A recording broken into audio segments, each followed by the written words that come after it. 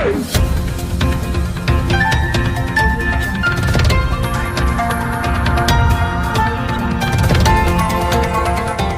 देख रहे हैं मगरा न्यूज राजस्थान, खबरें सबसे तेज। हरियाणा सरकार का फैसला, कोविड-19 के साए में 14 दिसंबर से हरियाणा में फिर से खुलेगी स्कूल। देश के कई राज्यों में कोरोना वायरस प्रकोप के कारण स्कूल कॉलेज बंद है। इस बीच हरियाणा सरकार ने स्कूलों को खोलने का निर्णय लिया है। राज्य में 10 दिसंबर तक स्कूल कोरोना संक्रमण के कारण बंद कर दिए गए थे। अब 14 दिसंबर से दोबारा स्कूल यहाँ पर खुलने जा रहे हैं। सरकार का कहना है कि छात्रों की पढ़ाई पर कोरोना के कारण बहुत बुरा असर पड़ा है। आपको बता दें कि हरियाणा की खट्टर सरकार ने 14 दिसंबर से स्कूलों को फिर से खोलने के निर्देश दिए हैं। फिलहाल सरकार ने सिर्फ 10वीं और 12वीं के बच्चों को स्कूल बुलाने का फैसला लिया है। इसके साथ ही कक्षा 9वीं और 11वीं के बच्चों को भी यहाँ पर इन बच्चों की भी क्लासेस लगेगी। बाकी कक्षाओं के लिए फिलहाल यहाँ पर स्कूल नहीं खोले गए हैं। बाकी कक्षाओं के लिए फिलहाल कोई भी फैसला यहाँ पर सरकार की ओर से नहीं लिया गया है। स्कूलों को खोलने का निर्देश निदेशालय स्कूल शिक्षा की ओर से यहाँ पर जारी किया गया है।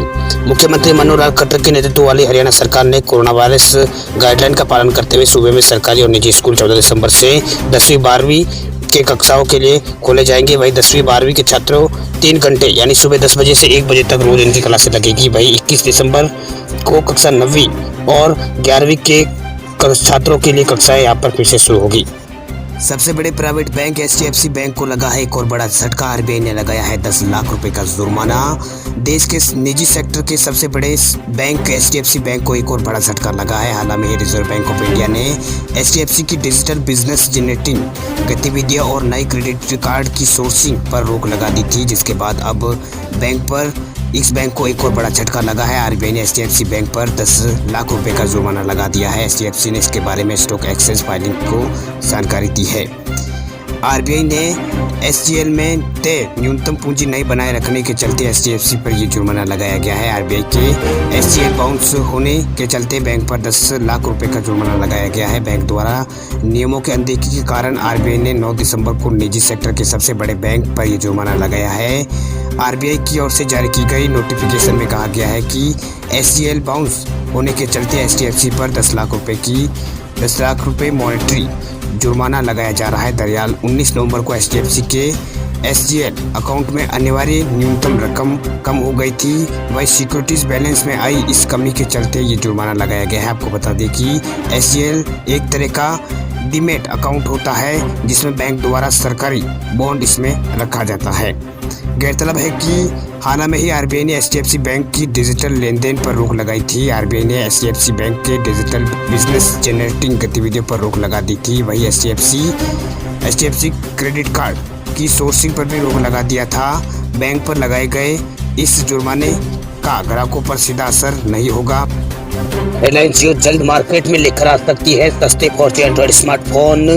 रिलायंस जियो गूगल के साथ पार्टनरशिप करके दिसंबर में 4G स्मार्टफोन मार्केट में उतारेगी। हालांकि अब माना जा रहा है कि 2021 की पहली तिमाही में ये फोन लॉन्च हो सकते हैं। खबरें ये है कि जियो और गूगल किफायती दरों पर 4G और 5G स्मार्टफोन पर काम कर रही है।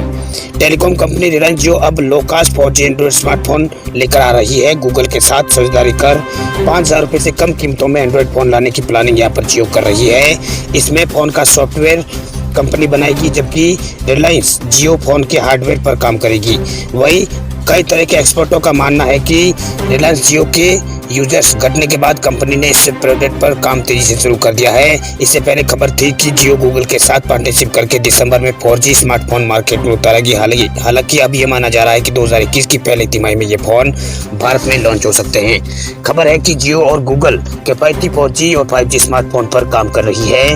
वही इस साल सितंबर में रिलायंस जियो ने 1.5 मिलियन नए सब्सक्राइबर जोड़े थे, जबकि एयरटेल ने 3.5 मिलियन से ज्यादा सब्सक्राइबर यहाँ पर अपनी तरफ एयरटेल ने किए थे। जियो की तुलना में भारतीय एयरटेल के सब्सक्राइबरों की संख्या तेजी से बढ़ी है। माना जा रहा है कि सस्ते एंड्रॉइड 4G स्मार्टफोन मार्केट में आने के बाद जियो नए सब्सक्राइबर को भी जोड़ लेगा। आपको बता दें कि इन स्मार्टफोन की लॉन्च की डेट को लेकर फिलहाल कोई आधिकारिक यहाँ पर घोषणा सरकार की ओर से रिलायंस जियो की ओर से नहीं की गई है।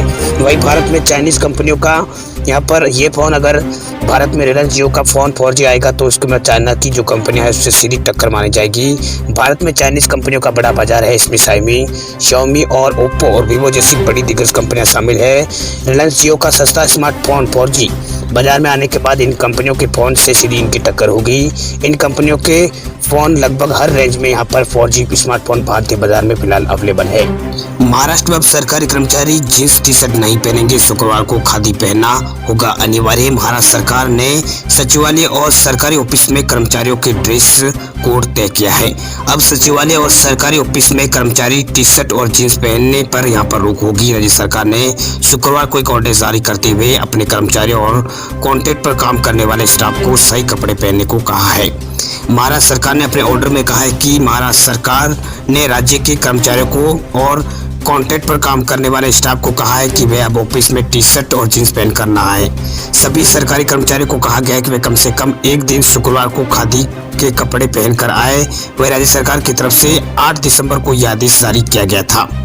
वहीं महाराष्ट्र सरकार की तरफ से जारी आदेश में कहा गया है कि ये पाया गया है कि कई सरकारी कर्मचारी और कॉन्ट्रैक्ट पर काम करने वाले स्टाफ यहाँ पर जींस टी शर्ट पहनकर यहाँ पर ऑफिस आते हैं, सौम्य कपड़े पहनकर वो ऑफिस नहीं आते हैं। इससे लोगों के बीच सरकारी कर्मचारियों की इमेज यहाँ पर खराब होती है। इस सर्कुलर में ये भी कहा गया है कि लोग सरकारी कर्मचारियों से अच्छे बर्ताव और पर्सनैलिटी की उम्मीद करते हैं। सर्कुलर में ये भी कहा गया है कि अगर कर्मचारी की पोशाक अनसूटेबल या फिर गंदा होगा तो उसका असर कपड़ों पर भी होगा। भारत इंग्लैंड सीरीज के शेड्यूल का हो गया है ऐलान। भारतीय क्रिकेट कंट्रोल बोर्ड यानी बीसीसीआई के साथ मिलकर इंग्लैंड और वेल्स क्रिकेट बोर्ड ने गुरुवार को इंग्लैंड क्रिकेट टीम के भारत दौरे का शेड्यूल का ऐलान कर दिया। भारत और इंग्लैंड के बीच इस 25वीं सीरीज का आगाज 4 मैचों की टेस्ट सीरीज के साथ होगा। चारों मैचों में इस टेस्ट सीरीज का नाम एंथनी डे मेलो ट्रॉफी है, जिसका पहला मैच चेन्नई में 5 फरवरी से खेला जाएगा।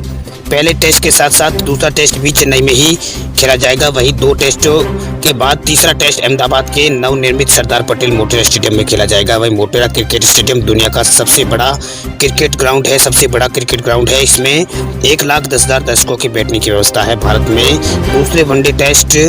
दूसरे डे नाइट टेस्ट का मैच का आयोजन यहाँ पर मोटेरा स्टेडियम में होगा। इससे पहले 2019 में भारत और बांग्लादेश के बीच कोलकाता के इंडन गार्डन स्टेडियम में पहला डे नाइट टेस्ट मैच खेला गया था। अहमदाबाद के टेस्ट स्टेडियम में 24 फरवरी से तीसरे टेस्ट मैच का आयोजन होगा। वहीं टेस्ट सीरीज के बाद दोनों ही टीमों के 5 मैच T20 की सीरीज खेलने जाने वाली है। भारत और इंग्लैंड के बीच T20 मैचों की सीरीज के सभी मैच अहमदाबाद के मोटेरा स्टेडियम में ही खेले जाएंगे। वहीं इस दौरे के अंत में 3 वनडे भी खेले जाएंगे जो कि पुणे में होंगे। बीसीसीआई ने कोरोना वायरस महामारी के चलते इस सीरीज को सिर्फ 3 स्टेडियमों में ही रखने का यहाँ पर 3 स्टेडियमों में ही कराने का फैसला लिया है। बीसीसीआई के सचिव जयशाह ने कहा है कि बीसीसीआई दोनों टीमों की स्वास्थ्य और सुरक्षा को प्राथमिकता देते हुए यह सुनिश्चित करने का कोई कसर नहीं छोड़ेगी कि दौरे को बीसीसीआई और ईसीबी के मेडिकल टीमों द्वारा सहमत सभी प्रोटोकॉल का पालन करना है। यूपी बिहार समेत उत्तर भारत के अधिकांश राज्यों में बढ़ा है कोहरा। दिल्ली और राजस्थान के कई इलाकों में आज हो सकती है बारिश। देश में बढ़ रही ठंड के साथ साथ आज सुबह की शुरुआत कोहरे के साथ हुई है। देश के ज्यादातर राज्यों में सुबह के वक्त धुंध के साथ कोहरा रहा है। बिहार की राजधानी पटना में लोगों की सुबह से ही घने कोहरे की शुरुआत से हुई है। वहीं कम विजिबिलिटी के चलते लोगों को काफ़ी दिक्कतों का यहाँ पर सामना करना पड़ा है। रिपोर्ट के मुताबिक आने वाले दिनों में पटना में न्यूनतम तापमान 15 डिग्री रहने की उम्मीद है। वहीं उत्तर प्रदेश के वाराणसी में यहाँ पर आज सुबह की शुरुआत घना कोहरे से हुई है। मौसम विभाग के मुताबिक 14 दिसंबर तक सुबह के समय कोहरा और धुंध रहने के आसार यहाँ पर जताए गए हैं। वहीं राजधानी दिल्ली की बात करें तो राष्ट्रीय राजधानी दिल्ली में प्रदूषण बिल्कुल से यहाँ पर राहत मिलती हुई फिलहाल नहीं दिख रही है। दिल्ली में हवा गंभीर श्रेणी में बनी हुई, हालांकि अनुमान ये जताया गया है कि दिल्ली में आज हल्की बारिश हो सकती है। इसके चलते लोगों को यहाँ पर प्रदूषण से जरूर राहत मिलेगी। वहीं मीडिया रिपोर्ट के मुताबिक हिमालय क्षेत्र से ताज़ा पश्चिमी विक्षोभ गुजरेगा। यही वजह है कि राष्ट्रीय राजधानी दिल्ली और उसके पड़ोसी शहरों में अगले 2 दिन हल्की बारिश होने के आसार है। वहीं राजस्थान के कई इलाकों में अगले 24 घंटों में बूंदाबांदी का अनुमान मौसम विभाग ने जताया है। वहीं राजधानी जयपुर में भी अगले 24 घंटों में बादल छाए रहने और हल्की बारिश की संभावना जताई है। वहीं अजमेर और आसपास के इलाकों में, वहीं उदयपुर संभाग और कोटा संभाग के कुछ जिलों में हल्की बूंदाबांदी देखने को मिल सकती है। वहीं महाराष्ट्र की राजधानी मुंबई के कुछ हिस्सों में हल्की बूंदाबांदी यहाँ पर देखने को मिली है। मौसम विभाग के मुताबिक जम्मू कश्मीर, हिमाचल प्रदेश, उत्तराखंड से पश्चिमी विक्षोभ की वजह से ताज़ा बर्फबारी यहाँ पर हुई है।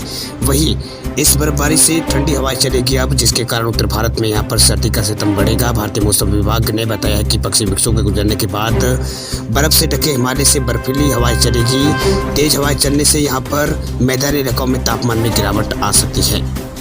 अब बात करें देश भर के कोरोना आंकड़ों की तो 4 दिन में दूसरी बार 30,000 से कम नए केस आए हैं भारत में सामने। अब तक भारत में 98 लाख के आसपास लोग हो चुके हैं कोरोना के शिकार।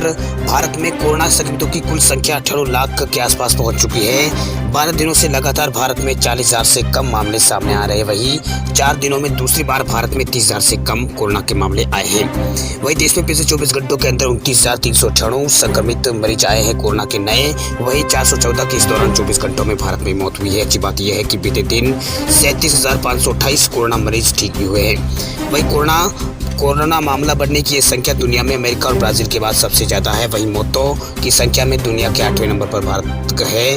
वहीं भारतीय स्वास्थ्य मंत्रालय के ताजा आंकड़ों के अनुसार भारत में कोरोना संक्रमितों के कुल मामलों की संख्या बढ़कर अब 97,96,769 हो गई है। इनमें अब तक भारत में 1,42,186 लोगों की मौत हो चुकी है। कुल एक्टिव केस घटकर भारत में 3,63,000 हो गए हैं। अब तक कुल 92,90,000 लोग भारत में ठीक हो चुके हैं कोरोना से। वहीं भारतीय चिकित्सा अनुसंधान परिषद यानी आईसीएमआर के अनुसार 10 दिसंबर तक कोरोना वायरस के लिए कुल भारत में 15,17,00,000 कोरोना टेस्ट सैंपल किए गए थे, जिनमें 10 लाख सैंपल की टेस्टिंग कर दी गई थी। देश में पॉजिटिविटी रेट 7% है। 26 राज्यों और केंद्र शासित प्रदेशों में एक्टिव केसों की संख्या 20,000 से कम है और 9 राज्यों और केंद्र शासित प्रदेशों में एक्टिव केसों की संख्या 20,000 से ज्यादा बताई जा रही है। वही बात करें महाराष्ट्र की तो महाराष्ट्र, कर्नाटक और केरल, आंध्र प्रदेश समेत कुछ राज्यों में यहाँ पर कोरोना वायरस के एक्टिव केस और मृत्यु दर रिकवरी रेट का प्रतिशत इन राज्यों में सबसे ज्यादा है। रात की बात यह है कि मृत्यु दर एक्टिव केस के रेटों में लगातार रेट में लगातार गिरावट दर्ज हो रही है। इसके साथ भारत में रिकवरी रेट लगातार बढ़ रहा है। फिलहाल देश में कोरोना से मृत्यु दर 1.45% है, जबकि रिकवरी रेट भारत में 4.74% है। एक्टिव केस 4% से भी कम भारत में है। वही सबसे ज्यादा एक्टिव केस की बात करें तो सबसे ज्यादा केस एक्टिव महाराष्ट्र में है। वही एक्टिव केस के मामले में दुनिया में भारत का स्थान 9वां है। वही कोरोना संक्रमितों की संख्या के हिसाब से दुनिया का दूसरा सबसे प्रभावित देश भारत कोरोना का बना हुआ है। वह रिकवरी दुनिया में अमेरिका के बाद सबसे ज्यादा भारत में हुई है। मौतों के मामले में अमेरिका और ब्राजील के बाद भारत का नंबर आता है। खबरों की दुनिया में आइए हमारे साथ कहीं भी और कभी भी जुड़िए। हम मिलेंगे फेसबुक पर, हम दिखेंगे यूट्यूब पर, हमें फॉलो कीजिए ट्विटर पर। देश प्रदेश की ताजा तरीन खबरों के लिए मगरा न्यूज राजस्थान के यूट्यूब चैनल को सब्सक्राइब कीजिए और साथ में घंटी का निशान दबाइए।